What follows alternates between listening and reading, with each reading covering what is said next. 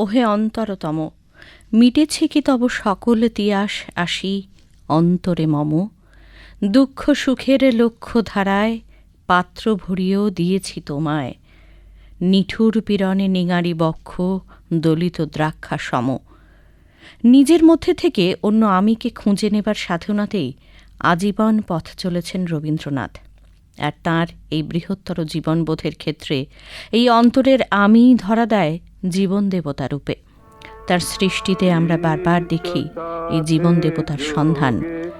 অন্তরতমের সঙ্গে কবি একযোগে যুক্ত করলেন বিশ্বকে।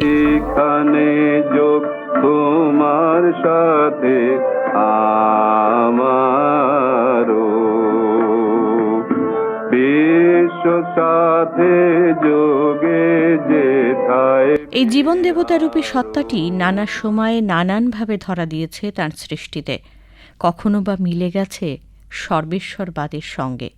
শোক, দুঃখ, আনন্দ, বেদনা সবকিছুর মধ্যেই মিলে মিশে আছেন জীবন দেবতা। প্রিয় বন্ধুর বাণী শুধু নয়, নিগূঢ় চেতনার ঊর্ধ্বে উঠে কখনো বা প্রাণে তার স্পর্শ পাওয়ার বাসনাও ধরা পড়েছে কবির লেখায়। মাঝে মাঝে প্রাণে তোমার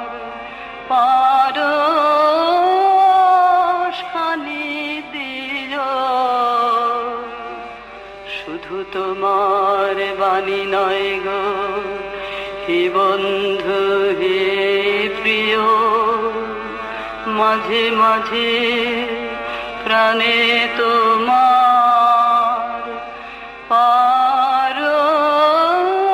পারশখানি দিও,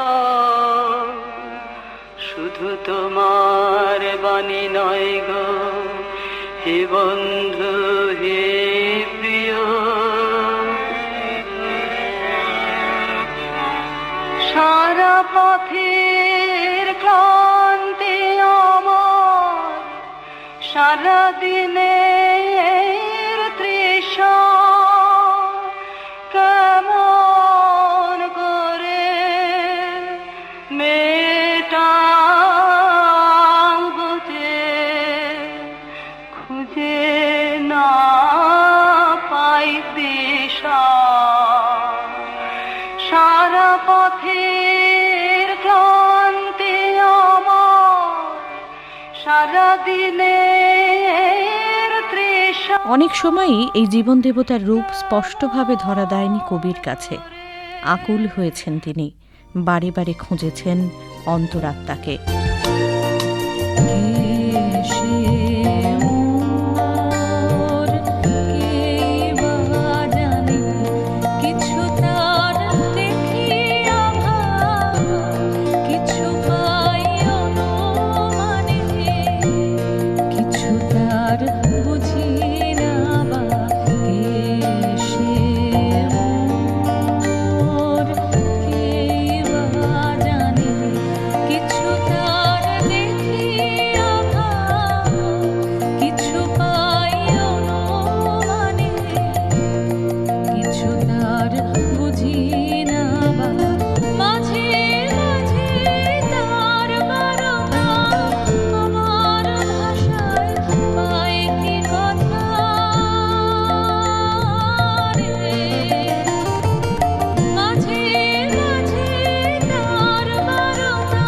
রবীন্দ্রনাথ তার সব ব্যর্থতা, বিফল বাসনা উৎসর্গ করেছেন এই জীবন দেবতার চরণেই।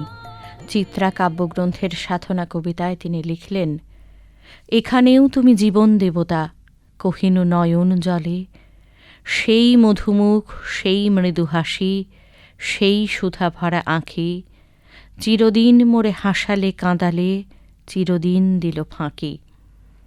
খেলা করিয়াছ নিশিদিন মোর, সব সুখে সব দুঃখে, এ অজানাপুরে দেখা দিলে পুনঃ সেই পরিচিত মুখে। ধরেছ দুই হাতে অন্ধকারের মাঝে আমায়, ধরেছ দুই হাতে, কখন তুমি এলে হে নাথ মৃদু চরণ পাতে। অন্ধকারের মাঝে আমায় ধরেছ দুই হাতে।